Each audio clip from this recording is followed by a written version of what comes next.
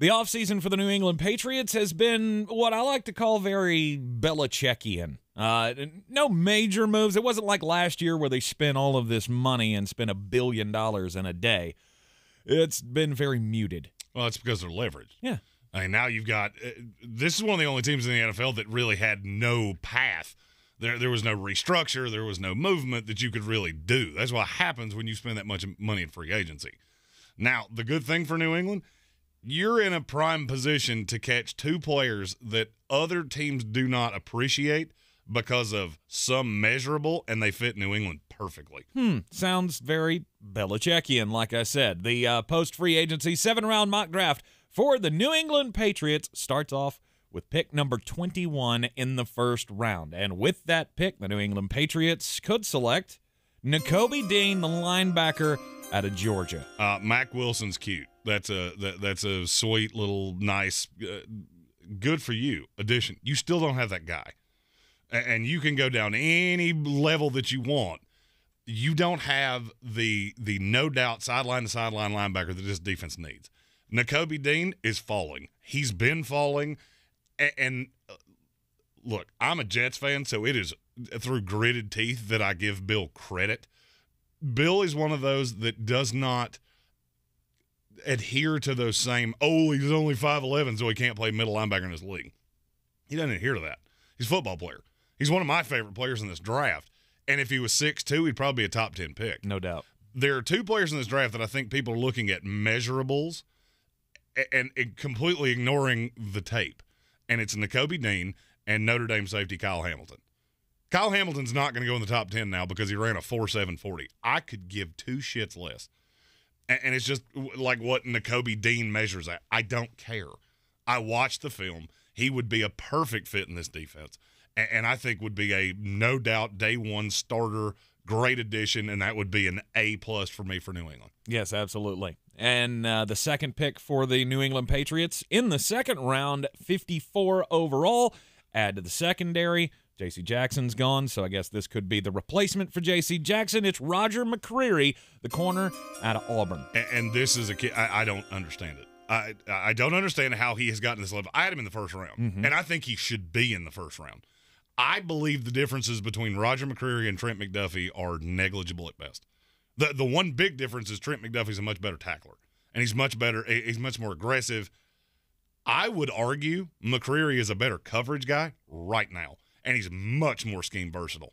He can play press, he can play man, and I feel like what people are getting messed up with on him is, well, he's not that straight line fast. I mean, he ran a 4.5. How exactly how fast do you want him to be? We get so trapped in these measurables and shit. Watch him play.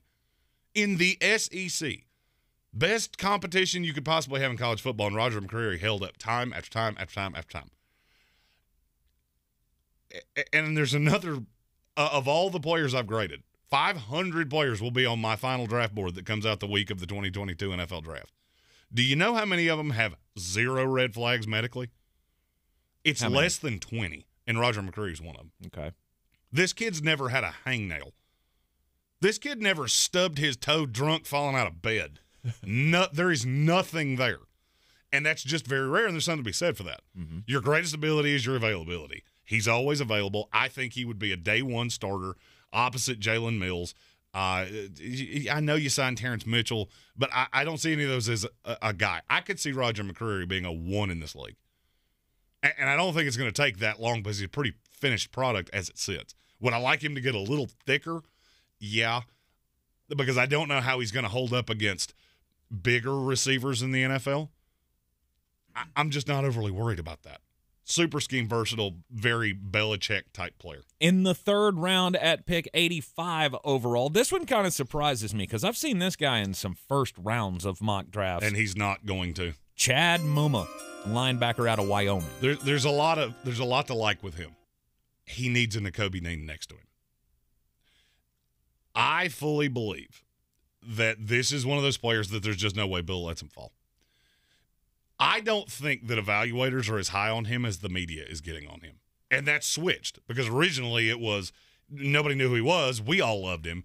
Now, having played no games, he has skyrocketed into the first round. If you take him in the first round, you're doing it wrong. Mm-hmm. But he's just not that. That's just not what he is.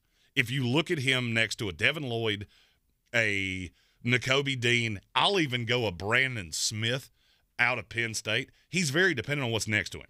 Now, that being said, the best player that I think maybe in the NFL to put next to him would be Nakobe Dean, because he is the polar opposite. The size is really good. 6'3", 240, really good tackler. The problem is he's not a liability in coverage, but he's not great in it. So he needs somebody that's rangy and can do all of those things. I think this would be a little low for him, but you have to understand how deep this linebacker corps is. And you've got a slew of safeties that teams think are going to play linebacker in the NFL. Mm-hmm. I think that pushes him down because he is just the Joe Schobert type of tackle machine linebacker. Do you realize how many of those guys have been churned through? And look at Joe Schobert in the last 3 years. He'll be on his fourth team this year. Yeah. There's a reason for that, because they're very scheme dependent. Now, do I think Chad Moma is better than that? Yes, I do. And do I think there's room to grow? Yes, I do. Because he was not – it's Wyoming, so it's not like he had Nick Saban getting the most out of him. I think Belichick could get a ton out of him. I think he would be a piece. And I'm sure somebody's going to say, 2 linebackers? Look at your linebacking core. Just do yourself a favor, hit pause, go to your depth chart, look at your linebackers, and then tell me you shouldn't take 2 linebackers in the top 3 rounds. They haven't taken a wide receiver yet, but you got one coming here in the 4th round, 127 overall, Kyle Phillips, wide receiver out of UCLA. The receiver problem in New England, you have to look at the scheme. All right, so you're I'm not going to say you're indebted to Nelson Aguilar. I'm not going to say you're indebted to Jacoby Myers. I'm not going to say you're indebted to Kendrick Bourne, but you're invested in them. Those 3 guys are going to have a role in this offense. Mm-hmm. What do they not have? And look, I would love for them to have gotten Chris Olave or Garrett Wilson or Jamison Williams or somebody at 21. There's none of them there. You can try to square peg, round hole this all you want to. There's not a guy there that really fits what they're going to do. Treylon Burks, there's a belief that there are people like me that are higher on him than teams are. Some people think he's slot specific. I don't. That's not what I think he does. And I think he kind of becomes a hat on a hat with Aguilar and Jacoby Myers and Kendrick Bourne. What I feel like New England is missing is that Julian Edelman, Hunter Renfrow, shifty little safety blanket. I swear to you, if you were colorblind, like me, and you watched Kyle Phillips, you would swear you were watching Hunter Renfrow. They look exactly the same. Measurables are exactly the same. Kyle Phillips might be a little bit longer. Mm-hmm. He's never going to be a deep threat, but this is a piece of this offense that they have not had since Julian Edelman was gone. The guy that you can trust to go get you 6 yards. Right. Is he going to beat you deep? No, he's not. This is not what he does. He's not big enough. But he's incredibly shifty, provides a lot. I think would provide a lot in the special teams game, losing Olszewski in the offseason. There are a lot of things about Kyle Phillips that I think he's incredibly undervalued, because there are certain teams that just don't have a lot. They don't put a lot of stock into a position like this. New England, not one of those teams. And he would fit tremendously with Mac Jones, and I think he would become a safety blanket in half a season. I think he'd be the starting slot receiver in New England by mid-year. Okay. And that would allow Jacoby Myers to go to the outside, which I like him better on the outside. I like Kendrick Bourne better on the outside. Nelson Aguilar can play in the slot when you're looking for somebody that can actually beat you over the top. Kyle Phillips is I need 5 yards. He'll go get you 6. At 170 overall in the 5th round, you got the New England Patriots here in the post-free agency 7-round mock draft by the Sportsocracy.com. You got them taking Brad Hawkins, safety from Michigan. He would start as a special teams player because you would use the aggression that he plays with in a beneficial way, because you're going to have to house it. He's not really good in coverage, but forecast to be a strong safety in this league. But he's a very New England type of safety in that he's hyper-aggressive. And you use that skill set to its best ability. There are certain teams that would probably not take Brad Hawkins in any of the 7 rounds. Mm-hmm. If you're a too high, where you have no ability to get away from that, the San Franciscos, the Jets, they would have no value in this kid. None. Now, New England, it's not going to be immediate. He's a 6th-round pick. You're going to get what you get. He's going to be a special teams contributor to begin with. Mm-hmm. Eventually, I think this kid can be – there are some teams that would probably play him at linebacker. I don't think New England would.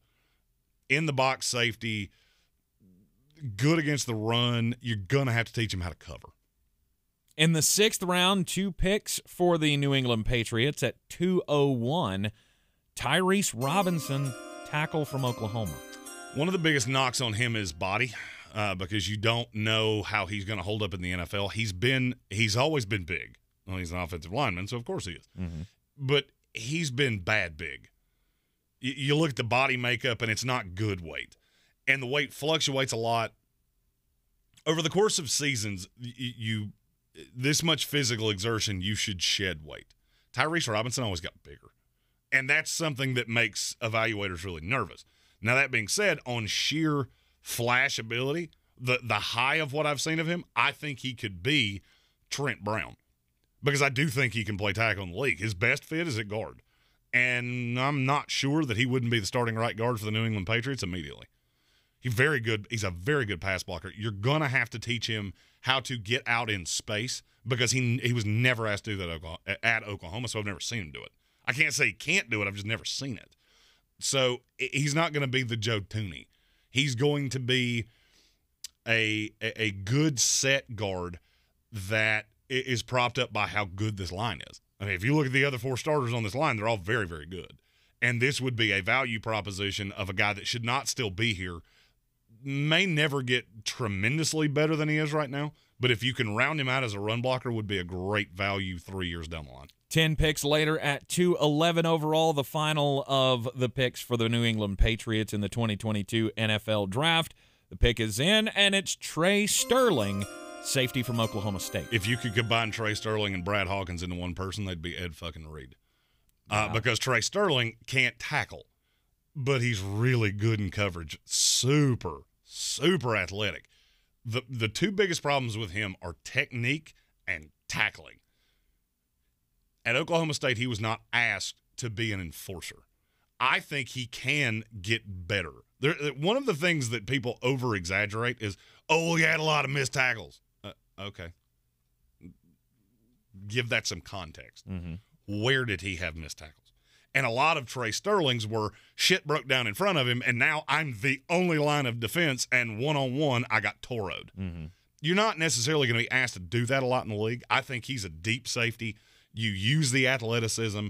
The thing that knocks him down to here, I had him in the late 4th, early 5th. The thing that knocked him down is he ran a 4.6 at 5'11", 205. So you're not overly big. You're not overly fast. A lot of his is just natural instinctive ability. And guys like that tend to get washed out with bathwater in the NFL. Now, you put him in the right system, and New England is one of the few teams, I'm sure I've said right system 7,000 or 9,000 times. That's how they draft. That's why when you see draft grades for New England, after the draft, there's a lot of people like me going, you took a guy in the 4th round that I didn't have a draftable grade on, but they did.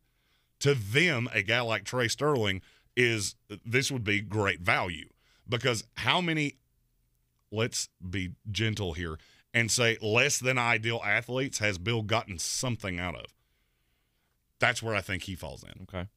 Now, if you get lucky and he bulks up a little bit and can maintain the speed and then becomes a better tackler, becomes more aggressive, now you've got a steal. Worst case scenario, you've got a sub-package, 3rd safety, nothing to write home about, but a good kid to have in the room. All in all, a good haul here in the 7-round post-free agency mock draft by Flostradamus, Jeremy Greene for the New England Patriots. I would, as a Jets fan, I would hate this. Yeah. I would walk away from this going, motherfucker.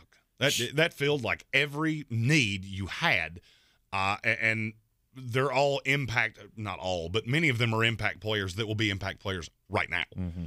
If you like these picks, if you didn't like these picks, if you think I'm a big red-bearded, mulleted, man-bunned moron, feel free to comment in your mock drafts. I go through every day and grade those. And there will be 2 more mock drafts left. Next week, the A+, it doesn't worry about what's already happened. This is, I take your pick, I look at my board, 8 picks above you, 8 picks below you. this is the best thing you can do. Take into account your needs, your the board. So you're not going to see many receivers in the first round because there's so damn many of them. Mm-hmm.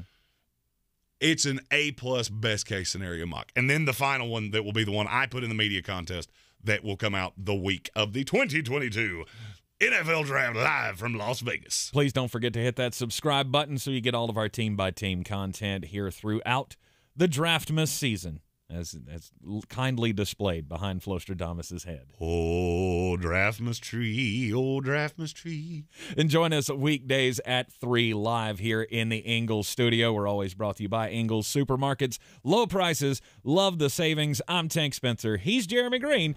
We'll see you next time.